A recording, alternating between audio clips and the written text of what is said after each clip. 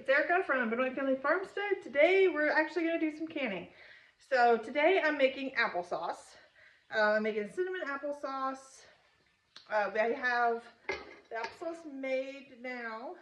We have made a little chunky and cinnamon. And to get to this point, I just cored the apples. Actually, I just take the apples, I peel it, then I just cut the good parts off and then throw them in this. Cook this down, and then I use my immersion blender, and I just kind of blend it up until it gets the consistency that I want. Then I'm not taking it from the pan, putting it in the blender, and then transferring it back. This is just a whole lot faster, saves me a lot of time, and I can do it while it's hot. I just blend it up, it's good to go. So the last step here is to add the lemon juice. So if you guys have learned from me that I don't really follow the recipe, I'm not good at doing that. I don't like being told what to do. So I kind of do my own thing. It called for 12 pounds of apples and 4 tablespoons of lemon juice in here. For that, I'm just going to say it was double that, and we're going to go with that. I'm just going to say this is a tablespoon. Alright. Not very good at that. What was the count? Alright, we're just going to go a little more. Good enough. Alright. So, I'm going to mix that all up. I've cooked this, so this is staying hot. I've turned the burner off on this.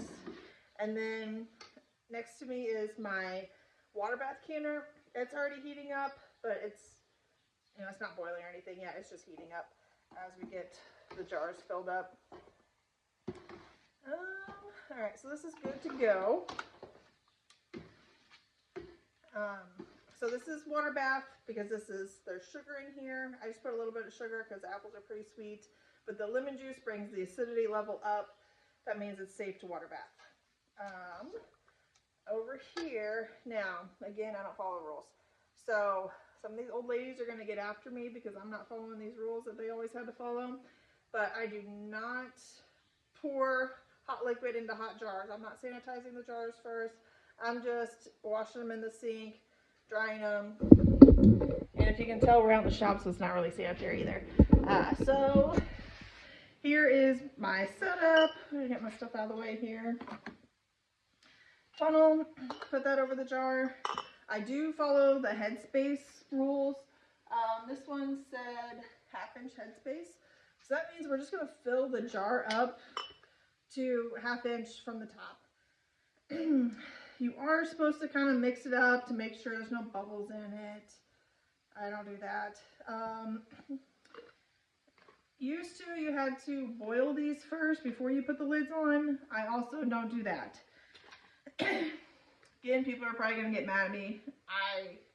I have like 1,500 jars in my basement. I'm not worried about the other rules. Apparently this works, so this is what I'm sticking to. So I'd say that's ready. The water bath isn't boiling yet, but that's okay because my apples aren't boiling. So as long as I'm putting them in a hot water, I'm all right with that. But it's when you put like something really hot into something really cold, your jar's just gonna break. So don't do that. Just kind of keep it about the same. Oh, here's my ladle. This huge ladle. This is like a cup ladle, and this saves me a lot of time to be able to put that much in at one time. Alright, so I will fill several of these or all of them up before I put the lids on. Used to, I would fill up a jar, then I would put the lid on it and the ring on it. Don't do that. Just do it like this. This is a lot easier, big time saver. Now, I overfilled that one. Usually I would take a spoon and just kind of pour it out. I might be able to dump some of it out because it is way overfilled. They do make like measuring spoons or like a measuring device where you can see what 1/2 inch is. I don't do that either. I just kind of eyeball it. So usually like I'll show you how I eyeball it. So look here, this is like 1 inch, and then halfway is going to be 1/2 inch. A little above that, like right here. That's being 1/4 inch. So just kind of use common sense and you'll get it figured out. That'll be fine. I'm going to dump a little of that one out. Alright, that looks a little bit better. Pretty good.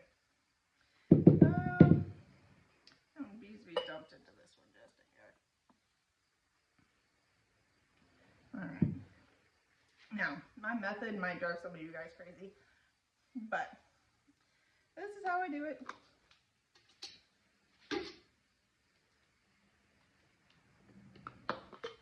Alright, we'll get this one filled up and then we'll put the lids on it.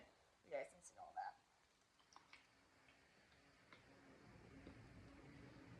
Okay, so I just gotta go through and eyeball them all and make sure.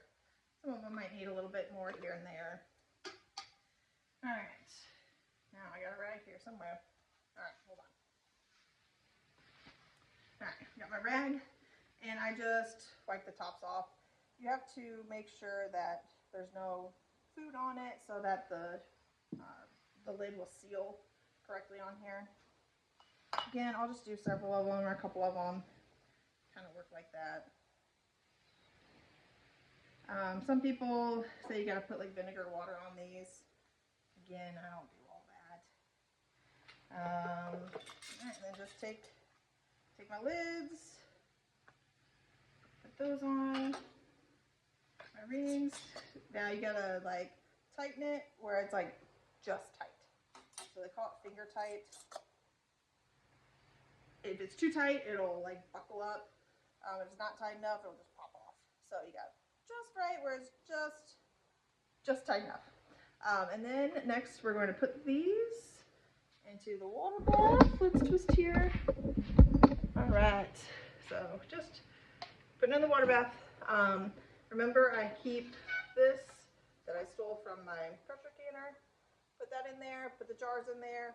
If you just have a pot and you need to put a towel down and put those on top of the towel, do that, no big deal.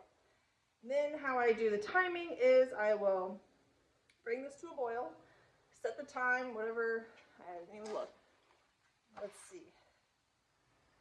Okay, 20 minutes. So we're gonna put the lid on it, set the time for 20 minutes once it starts boiling, and then just sit back, 20 minutes, shut it off, take the lid off, wait about 5 minutes, let it kind of cool down a little bit, take them out, put them on the counter. That's it. I just wait till the next day, and then I'll wash the jars. You gotta take the rings off, and then put them where you're gonna store them at. That's it, easy peasy. Next we'll work on pressure canning, but that's all you gotta do for water bath canning. Highly suggest starting here with jellies or applesauce or anything that is going into the water bath, because that's just the easiest thing to can. So happy canning!